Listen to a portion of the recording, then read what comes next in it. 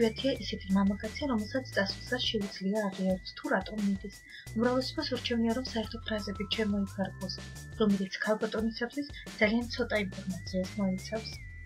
ყურადღება მიაქციეთ დაშორებისას მხოლოდ ნახევარ შემთხვევაში არიან დამნაშავეები ქალები. ასე რომ თუ თქვენგანაც წავიდნენ არ იჩქაროთ საკუთარი თების შეჭმა ფიქრებით რა არ გამოგივიდათ ურთიერთობაში კარგად. მას ასე, აი დაპირებული სიაც, 10 რეალური მიზეზი თუ რატომ ტოვებენ კაცები ქალებს.